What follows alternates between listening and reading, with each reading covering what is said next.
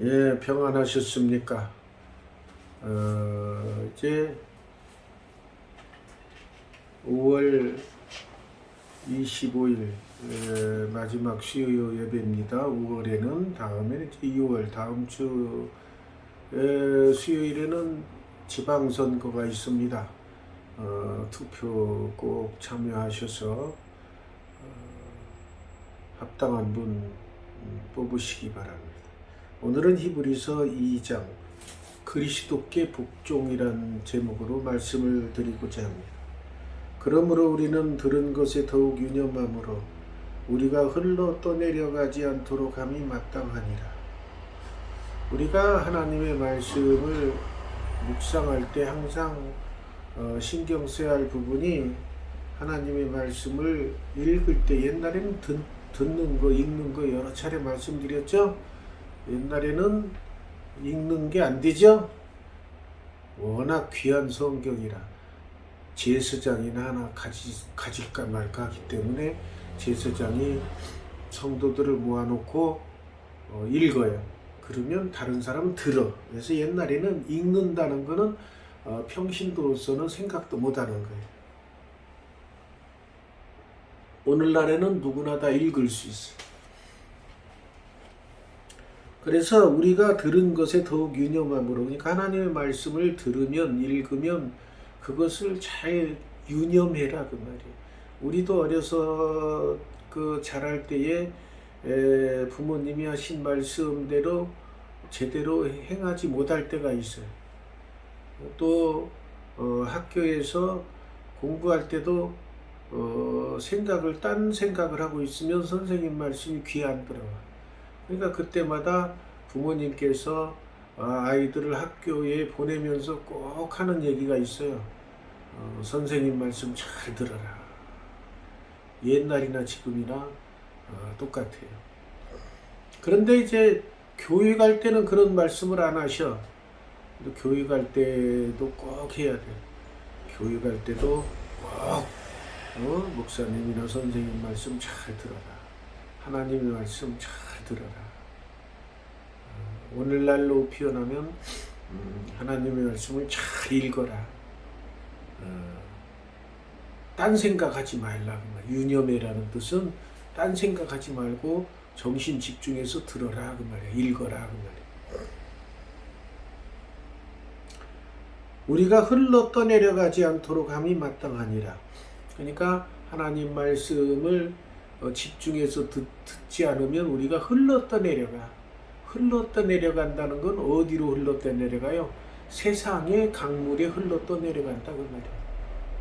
지금은 세상의 강물이 도도히 흐르고 있어.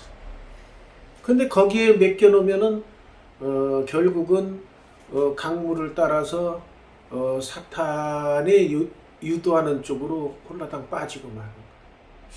그러니까 강물에 떠내려가지 않도록 정신 집중하고 오히려 거슬러 올라가고 그래야 돼요. 그러니까 오늘날 우리가 신앙생활할 때 정신 바짝 집중하지 않고 신앙생활 한다고 그냥 일주일에 한두 번 교회나 왔다 갔다 나들이 삼아서 왔다 갔다 하는 사람들에게 이런 말씀이 필요한 거예요. 흘러 떠내려가지 않도록 유념하시오. 참 우리 교회도 마찬가지지만 한국의 교회들은 그저 성도 하나 오면은 귀하고 참 존귀하고 그래서 떠받들고 그러죠. 그게 잘못된 건 아니에요. 그런데 떠받들고 그러면은 자기가 참 교회에 나와주는 것이 목사님이나 우리 교인들에게 큰 혜택을 주는 걸로 착각하게 만드는데 그런 거에서 벗어나야 돼. 아무리 교회 다니고 목사님이 잘해줘도 하나님 말씀을 유념하지 아니하고 지키지 아니하고 흘러 떠내려가도록 놓아두면 아무리 교회에 왔다 갔다 해도 구원을 못 받는다는 사실을 알아야 돼. 그러니까 처음에는 교회 나오는 것만 해도 고마워서 그 사람 관심을 두고 전화도 하고 그러는데 그러면은 본인도 우쭐해질 수가 있어. 아이고, 내가 그렇게 귀한 존재인가 보다. 사실 맞아요. 귀한 존재는 존재인데, 자기가 거기서 신앙생활하면서 참길, 천국 가는 길을 본인이 찾고 갈 수 있는, 스스로 갈 수 있는 힘을 길러야 돼. 그렇지 않으면은 세상의 강물에 흘러내려가 버려. 그 아이들이 맨 처음에 학교에 가면 부모들도 굉장히 좋아해요. 학교 가는 것 자체. 아이고, 유치원 마치고 이제 학교에 스스로 아장아장 걸어서 학교 갔다 왔다 그러면은 그렇게 대견할 수가 없어요. 그래서 학교 갔다 오는 것만 봐도 참 기쁘기 짝이 없어요. 근데 그건 어디까지나 처음 단계고, 그 다음 단계는 그게 아니죠. 그 다음 단계는 뭘 신경 써요? 그 다음 단계는 공부에 신경 쓰죠. 얘가 학교 가서 공부는 제대로 하고 있나. 그래서 제일 관심 있게 보는 것이 성적표. 시험 치렀다 그러면 점수에 관심이 있어.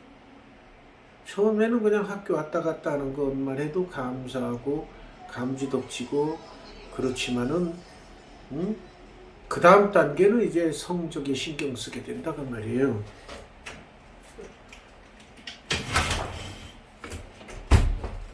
시끄러워. 그렇듯이 신앙생활도 마찬가지예요. 처음에는 새신자가 교회에 오기만 해도 얼마나 감사한지 몰라요. 한번 왔다 갔다 하면은. 그런데 그게 계속 그러진 않는다는 거죠. 조금 지나면 이제 저 성도가 구원의 길을 찾아서 가고 있나. 그 다음 단계가 그게 이제 관심이 있어요. 그 다음 단계에 관심이 있으면은 기본으로 해야 할 일이 뭐냐면은 성경을 스스로 읽고 깨닫고 말씀대로 행하고 기도도 하고 이런 단계에 접어들어야 돼요. 그렇지 맨날 교회 오는 것만 해도 감사하니까 그저 오면은 기도도 안 하고 성경도 안 읽고 왔다 갔다 하는 성도들 오는 것만 해서 감사하다고 맨날 고맙습니다, 감사합니다, 환영합니다. 맨날 그러고 있으면 그 성도는 그게 전부인 줄 알아. 그러니까 깨닫게 해야 돼요. 깨닫게. 그러고만 다니면 당신 구원 못 받아. 기도도 하고 말씀 읽고 그 말씀대로 행하고 해야 살아나. 영이 살아나는 거야. 이렇게 구체적으로 가르쳐줘야 돼. 그렇게 해서 교회마다 여러 가지 새신자 프로그램을 진행하고 그러죠. 천사들을 통하여 하신 말씀이 견고하게 되어 모든 범죄함과 순종하지 아니함이 공정한 보응을 받았거든. 그러니까 처음에는 천사들을 통해서 하나님의 말씀을 들려줬어요. 천사들을 보내서 천사들을 보내서 하나님의 심부름꾼이죠. 천사는. 그래서 필요한 사람에게 천사가 다가가서 이야기를 해줘요. 그 예수님이 무덤에서 부활하셔가지고 나온 다음에 거기 그 막달라 마리아나 제자들이 갔을 때 거기에 천사가 와서 있었죠. 와서 누우셨던 곳을 보라. 그가 살아나셔서 나갔느니라. 천사가 앉아. 천사는 하나님의 부리는 영으로서 필요한 때마다 보내는 사역을 담당하고 있어요. 그러니까 하나님의 말씀을 천사를 통해서 전해주기도 하는 거예요. 그러면은 모든 범죄함과 순종하지 아니함이 공정한 보응을 받았거든. 이 말씀이 아주 중요한 말씀. 범죄, 순종하지 아니함. 하나님께서 보시는 것이 바로 이 부분이에요. 범죄. 죄를 짓지 말고 죄 짓는 것도 순종하지 아니하는 것. 말씀에 순종하나. 그러니까 하나님의 관심은 두 가지야. 인간들이 죄를 짓나 안 짓나. 또 하나님 말씀을 순종하나 안 하나. 이 두 가지를 집중적으로 보셔요. 그렇기 때문에 죄를 지으면 안 되는 거예요. 죄를 지면 이거는 주로 인간적으로 볼 때 범죄 행위, 육적인 면이 강하죠. 이거는 범죄하라는 거, 육적인 면이 강해. 순종하지 아니하는 거, 이거는 영적인 면이 강하고. 그러면은 이런 것던 거 영육간에 순종하지 아니하고 말씀대로 순종하지 아니하고 죄를 범하면 공정한 보응을 받았다. 심은 대로 거둔다라는 말하고 똑같죠. 하나님께서는 공짜가 없으시오. 인간이 범죄를 하고 순종하지 아니하면은 보응을 받습니다. 그 보응을 받는다는 것은 어떤 면에서 여기 이거를 보면 이거는 나쁜 보응을 받겠죠. 그런데 거꾸로 죄를 짓지 아니하고 말씀에 순종하는 자는 보응을 받는데 그건 그 보응이 복이에요. 복, 영육간의 복받아. 그러니까 우리 인간 삶에 있어서 어떤 결과가 나오면 아무 뜻 없이 뚝 떨어지는 결과는 없다고 말이에요. 어떤 결과가 나오면 현명한 신앙인들은 깨달음이 없으면 깨달음을 주실 때까지 기도해야 돼. 하나님, 이런 일이 생겼는데 제가 깨닫지 못하는 부분 깨우쳐 주세요. 제가 여러 차례 말씀드렸죠. 간증하는 사람들 보면은 되게 사업하다 망해서 간증하는 사람이 많아요. 그럼 기도원에 들어간다는 자체는 이제 기분이 신앙의 기분이 돼 있으니까 들어가지, 기분이 안 돼 있으면은 술 마시고 막 어쩔 줄 몰라고 약물 중독이 되고 이러죠. 그러나 망했을 때 기도원에 들어간다는 건 신앙의 기본은 있는 사람. 그래서 기도하고 나면은 계속 기도하고 답답한 마음에 답답해요. 그런 일이 있으면 답답한 거야. 사람이 가슴이 꽉 막힌 거죠. 그 기도하다 보면은 회개가 나와. 회개. 그러니까 모든 그 잘못된 것의 그 근원은 바로 범죄 행위, 영육간의 죄를 지었기 때문에. 그러면 기도하고 있으면 회개가 하나님께서 깨우쳐 주셔. 회개하게. 회개를 눈물 콧물 흘리고 회개하고 나면 다른 거 없어. 회개하고 나면은 마음이 가슴이 뻥 뚫려. 그리고 나서 이제 기쁨이 넘쳐가지고 기도원에서 내려와 보면은 하나님께서 일을 다 해결해 주셔가지고 다시 일어나는 그런 기적 체험한 사람이 숱하게 많아요. 그게 공식이야, 공식. 그러니까 여러분들이 지금 편안히 살고 계십니까? 그러면 감사해야 돼. 아, 내가 죄 안 짓고 말씀대로 그래도 순종하면서 하는구나. 그런데 가끔 지나다 보면은 꽉 막힐 때가 있어요. 안 좋은 일이 생길 때 있고. 그런 때는 현명한 신앙인들은 기도부터 해야 돼. 기도를 하면 깨달음을 주셔. 아, 내가 여기에서 하나님의 말씀에 순종하지 않았구나. 내가 여기에서 하나님의 교회를 위해서 힘쓰지 않았구나. 그런 것들이 깨달아져. 그래서 회개하고 나면 자기 할 일을 깨우쳐 주셔서 내 행동을 변화시키고 하나님이 기뻐하시는 쪽으로 내가 싹 바꾸면 나의 앞길을 환히 열어주셔. 그런 체험 숱하게 하면서 지내셔야 돼. 아직도 그런 체험 없으신 분은 창피한 줄 알고 열심히 기도하고 그런 체험하도록 하셔야 돼.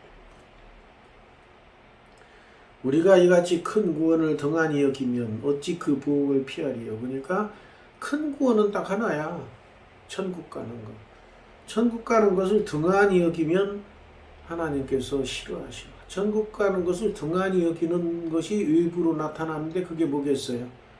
기도 안 하고, 예배 참석 안 하고, 하나님 말씀 묵상 안 하고, 이런 것들이 등한히 하는 거예요. 예? 이런 걸 등한히 여기면은 하나님께서도 보응을 해줘요. 하나님은 한번 하나님의 자녀가 되면 그 자녀가 천국 갈 때까지 곁길로 가지 말라고 항상 지켜보고 계셔. 곁길로 갈 것 같으면 에이 거긴 안 돼 하고 탁 쳐요. 또 이쪽으로 너무 심하게 에이 거기도 안 돼 탁 하면서 천국 가는 그 곧은 길로 쭉 가라고 하나님께서. 그걸 보면은 이제 양치기나 소떼 치는 거하고 비슷해요. 양무리들이 목자가 칠 때에 다른 곁길로 가면은 막대기 이렇게 쳐서 쳐요. 옛날에 시골에서 지금도 그래 소 이렇게 밭 갈러 갈 때도 잘못 길로 가고 이렇게 그쪽 가고 똑바로 가고. 하나님께서 우리 인간들을 하나님의 자녀를 그렇게 하셔요. 천국 가는 길로 직진을 안 하고 옆으로 곁길로 가려고 그러면 탁탁 치고 또 이쪽으로 가려면 탁탁 치고. 그 탁탁 친다는 것이 사람마다 여러 가지 형태로 나타나요. 어떤 때는 병으로, 어떤 때는 아픈 것 쪽으로, 어떤 때는 물질로, 어떤 때는 자녀에게 안 좋은 일, 또 나에게 안 좋은 일, 이런 일들 통해서 물질이나 이런 건강을 통해 주로 많이 와요. 그런 것이 올 때는 하나님이 나를 이렇게 곁길로 가지 말고 바른 길 가라고 이렇게 해주시구나 즉시 깨닫고 기도하면서 처음에 내가 뭐 했는지 몰라. 그럼 기도하면은 깨달음을 주셔요. 그럼 그거 회개하고 나서 바른 길 가면 하나님께서 생각지도 않은 뭐가 잘 돼. 생각지도 않았더니 뭐가 좋은 일이 생겨. 생각지도 않았더니 뭐 물질 복도 주셔. 그렇게 되는 거예요. 하나님도 표적들과 기사들과 여러 가지 능력과 및 자기 뜻을 따라 성령이 나누어 주신 것으로서 그들과 함께 증언하셨느니라. 여기 성령, 옛날에는 천사들을 통해서 주로 일을 많이 하셨지만 지금은 예수님 오신 후로는 성령님께서 주관해 주시고 성령님께서 인도해 주시고 하나님 성령의 뜻에 따라서 어떤 때는 표적과 기사도 보여주시고 하나님의 뜻에 따라서 우리에게 맞는 여러 가지 걸 베풀어 주시는 거예요. 하나님이 우리가 말하는 바 장차 올 세상을 천사들에게 복종하게 하심이 아닙니다. 천사들에게 복종하게 하는 인간이 복종하는 것이지 장차 올 세상 천국 가는 세상 가기 위해서 천사들에게 복종하고 천사들은 뭐 하나님의 부리는 영이에요. 하나님은 우리 인간들이 천국에 오는 걸 원하시죠. 천사들이야 부리는 영이야. 그러나 난 누구인가가 어디에서 증언하여 이르되 사람이 무엇이기에 주께서 그를 생각하시며 인자가 무엇이기에 주께서 그를 돌보시나이까. 그러니까 하나님께서 사람을 돌보셔. 무엇이기에? 하나님의 자녀가 되었기 때문에 돌보시. 인자, 예수님, 예수님이 무엇이기에 주께서 그를 돌보시나이까.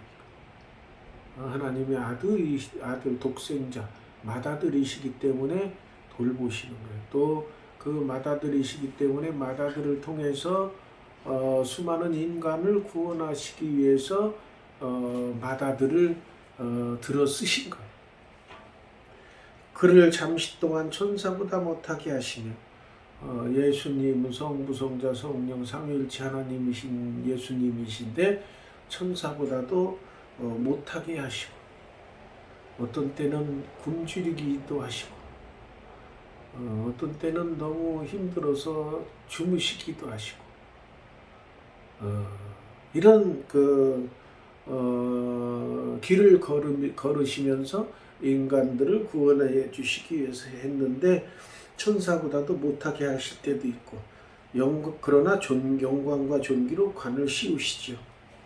또 만물을 그 발 아래 복종하게 하셨다. 삼위일체 하나님이시기 때문에 만물이 복종하는 거예요. 만물로 그에게 복종하게 하셨은즉 복종하지 않은 것이 하나도 없어야 하겠으나 지금 우리가 만물이 아직 그에게 복종하고 있는 것을 보지 못하고 예수님께 모두 다 복종해야 되는데 복종하지 않는 사람들 있죠? 그때 그 예수님을 붙잡아서 십자가에 못 박은 무리들, 그 복종하지 않는 무리들이야. 복종하지 않는 무리들. 오직 우리가 천사들보다 잠시 동안 못하게 하심을 입은 자, 곧 죽음의 고난 받으심으로 말미암아 영광과 존귀로 간을 씌우신 예수를 보니 이를 행하심은 하나님 은혜로 말미암아 모든 사람을 위하여 죽음을 맛보려 하심이라. 그러니까 예수님께서는 죽음을 맛보실 필요가 없는데 왜 죽었다가 사흘 만에 부활하셨냐? 그건 순전히 우리들을 위해서, 우리 인간들을 위해서. 그렇게 죽었다가 죽으셔야 우리의 죄가 사해지기 때문에 죽으신 거예요. 그러니까 우리를 위해서 예수님이 죽으신 거예요. 죽으실 필요도 없고 죽어야 될 이유도 없어요. 예수님은 삼위일체 하나님이시니까. 근데도 육신의 몸을 입고 와서 육신이 느끼는 사람과 똑같은 그런 감각, 감정을 다 느끼고 고통도 느끼면서 십자가의 고난, 그 육신 사람이 박히는 것도 고통당하는 똑같습니다. 영육 간에 완전한 신이시면서 완전한 인간으로서 33년 동안 사셨기 때문에 인간이 느끼는 고통을 그대로 다 느끼셨어요. 그렇게 고통 속에서 너무 힘드니까 어찌하여 나를 버리셨나이까 그런 표현을 할 정도로 그렇게 고통 속에서 돌아가셨다는 것은 순전히 우리를 구원하시기 위해서 그런 거예요. 그러니까 우리가 그 은혜에 감격해서 옛날도 그랬잖아요. 자기 목숨을 살려준 사람이 있으면 그 사람을 위해서 일생 동안 그 사람을 위해서 은혜를 갚고 그러잖아요. 예를 들어서 그런 경우 에피소드도 있고 그런 경우도 있죠. 물에 빠진 처녀를 구해줬더니 당신은 나의 목숨을 구해준 사람이니까 나는 당신을 따라가야겠소. 그래서 결혼해야겠소. 이런 옛날 이야기도 많이 있죠. 그런데 그렇게 하나같이 이야기 내용을 소개해 드리는 거예요. 하나같이 보면 그 여자가 다 이쁘고 또 귀한 집 딸이야. 그래서 그 남자는 아주 그 여자로 인해서 부귀영화를 누리는 그런 이 얘기가 많이 있어요. 옛날에 그런 이 얘기들이.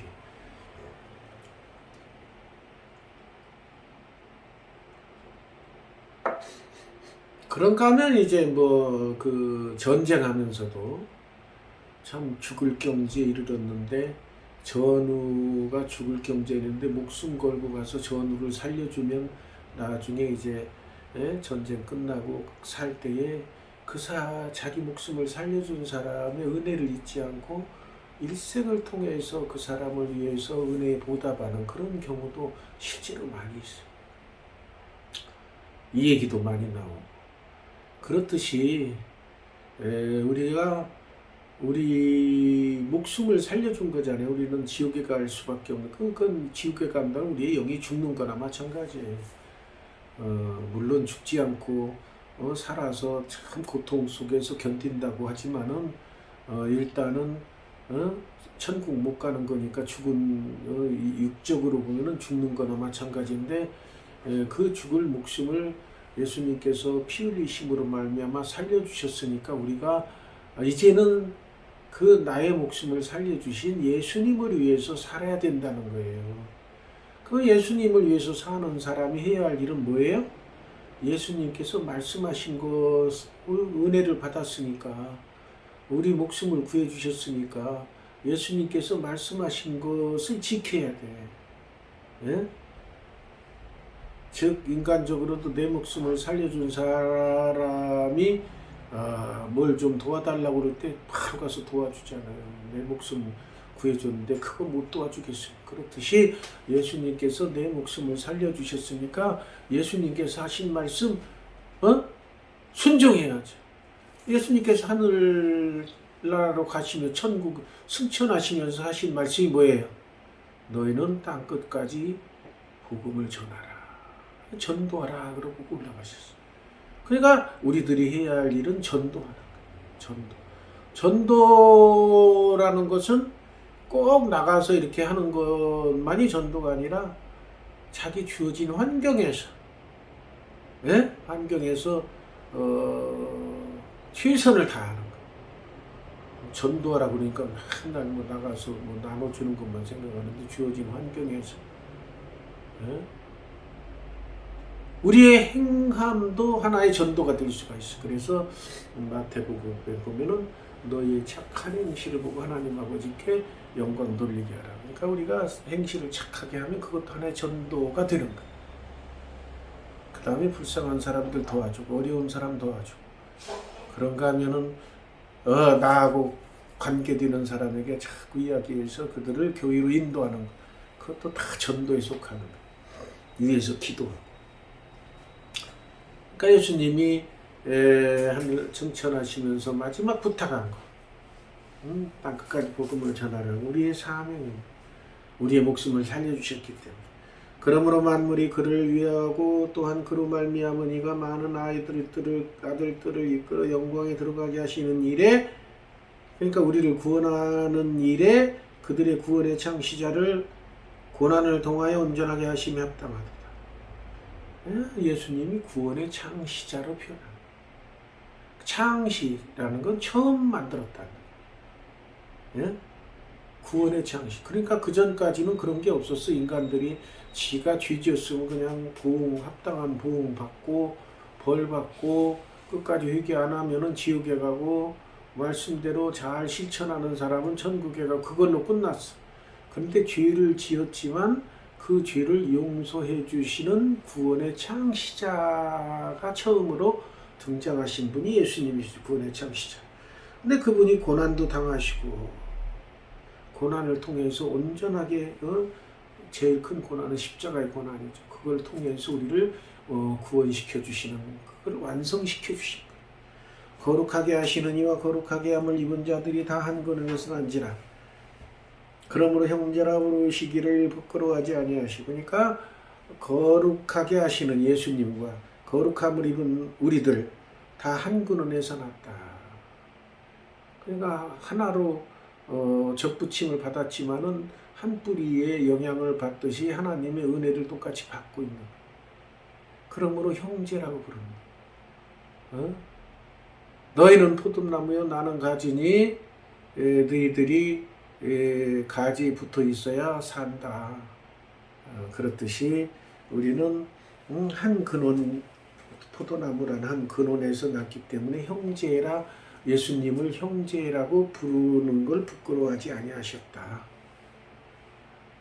이르시되 내가 주의 이름을 내 형제들에게 선포하고 내가 주를 교회 중에서 찬송하리라 하셨으니, 교회가 나오죠.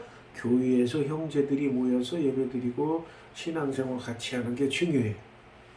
그러니까 우리나라는 참 그 교회, 한 교회에 나가면은 늙어 죽을 때까지 한 교회에 나가는 거를 그게 전통이 돼버렸죠. 근데 카톨릭은 안 그러죠. 카톨릭은 이사 가면은 그 적을 그 동네에 있는 성당에다가 보내줘요. 그러니까 우리가 학교 생각하면 돼요. 학교. 예를 들어 서울에서 공부하다가 경기도 어디로 광주로 이사 왔다. 그러면 광주에 있는 초등학교로 전학 가서 그 일절 서류가 다 광주로 옵니다. 그런데 우리 그 개신교만은, 그러니까 그게 어떤 면에서 장점이자 단점일 수가 있어요. 오늘 이사 가도 꼭 그 길을 멀지만 꼭 오라고 강요를 하고 그래요. 그게 성경에 나와 있지는 않아요. 그냥 정한 거야. 그거 교단 교리에도 안 나와. 그런 건 그냥 그 전통으로 그냥 못 가게 다 이렇게 한 거예요. 그게 장점도 있지만 단점도 있고 그래요. 그래서 어느 것이 뭐 다 좋다라고 표현하기 좀 그렇지만은 그게 오늘날 그게 좋은 걸로만 나타나진 않아요. 큰 교회는 큰 교회대로 문제가 많이 발생하고 있고, 또 여타 교회는 예? 그냥 그 성도들이 없어서, 목사님들이 사례비가 없어서 이중일, 낮에 가서 노동도 하죠. 뭐 대리기사도 하죠. 요즘 그런 목사님도 많아요. 일하고 예배 이중직이라고 그러죠. 근데 그 합동측 같은 교단 헌법으로 그 불법으로 인정을 했어요. 그건 안 된다. 그러고 목사를 사임하든지 그래라. 근데 지금은 그런 분들이 너무 많아. 그러면은 그걸 제도적으로 그렇게 됐으면 본인들이 교단에서 그거를 자립하도록 만들어줘야 돼. 근데 그거는 못하면서 이중직만 하지 마라 이러는 거는 잘못된 거예요. 이중직을 규제하는 건 잘못된 거예요. 왜? 사도 바울도 천막 깁는 일을 하면서 돈 벌면서 복음을 전파했어요. 그래서 이중직을 막는 건 성경적이 아닙니다. 옛날 제사장들 이중직 할 필요가 없어요. 왜? 다 갖다 바치니까. 그럴 경우에는 이중직 할 필요가 없죠. 그러니까 예를 들어서 교회가 어느 정도 성장해서 자립이 되면 어느 목사가 이중직을 하겠어요. 힘들게 그냥 본교회에 충성하는 것만 해도 힘드는데. 그러니까 개척교회 목사님들이 교회 운영이 안 되니까 이중직을 하는 거지요. 근데 그걸 무조건 못하게 하는 건 그건 잘못된 겁니다. 그래서 큰 교회에서 작은 교회들을 그전에는 물질만 보내주는데 물질만 보내줘서는 안 돼 이제. 물질만 보내주면 한계가 있어. 맨날 도와야 돼. 어떻게 해야 자립하겠어요? 11조 철저히 하는 그런 분들을 10명이든 20명이든 단위로 가족들 짜서 보내주면은 그것이 돈, 선교비 보내주는 것보다 훨씬 낫죠. 그들이 가서 거기서 헌금 드리고 교회 운영하도록 자립하도록 하는 것이지. 그러니까 그거 자체도 그 선교비만 보내는 건, 선교비라는 건 솔직히 국내 선교비 보내는 건 선교비가 아니에요. 그거는 외국에 우리가 못 가니까 대신 갔으니까 그렇게 보내는 게 선교비지. 국내에 있는 교회 좀 돕는 거는 그는 선교비라고 보기보다는 그냥 돕는 정도, 돕는 비용이라고 생각을 해야 돼. 그래서 큰 교회에서는 지금이라도 자꾸 나눠서 어렵게 힘들어하는 교회 자꾸 도와야 돼. 솔직히 코로나로 어렵게 보내니까 나라에서는 재난지원금 같은 것도 주는데 큰 교회에서는 줄 생각도 안 하고 교단에서도 줄 생각도 안 하고. 그러나 큰 교회 중에 극히 몇 교회는 이렇게 나누는 교회가 있어요. 인원 성도수가 어느 정도 차면은 딱 잘라서 부목사 딱 해서 딱 독립시켜요. 충분히 독립할 만한, 자립할 만한 그런 인원수를 띄워줍니다. 그럼 성도들도 담임 목사가 이렇게 띄워주니까 부목사고 따라 감사한 마음으로 가요. 그렇게 하는 교회는 극히 드물어. 손꼽아 몇 교회 안 돼. 나머지는 그렇게 큰 교회면서 행여나 한 명이라도 다른 교회 갈까봐 못 가게 막고 이런 상황, 이런 것이 빨리 변해야 되고, 또 요즘에 코로나로 인해서 문 닫은 교회가 참 많아요. 개척교회들 참 하나님 앞에 너무나 죄송한 적인데, 참 우리 교회는 감사한 게 참 그래도 이렇게 유지시켜주는 감사할 뿐이지, 우리가 이제 더 전도하고 전도 열매에 신경을 써야 됩니다.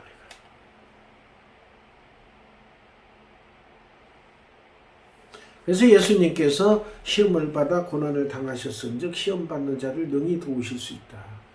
그러니까 우리가 시험은 우리가 유혹에 빠져서 욕심이 많아져서 시험 드는 경우가 있는데 그래도 하나님께서는 넘어지지 않도록 붙들어 주시고 또 예수님께서는 본인이 십자가에 못 박혀 죽으신 큰 그런 것까지 당했기 때문에 우리를 능히 도우셔야 되니까 감사함으로 힘들 때 항상 기도하면서 하나님께 도움을 요청하고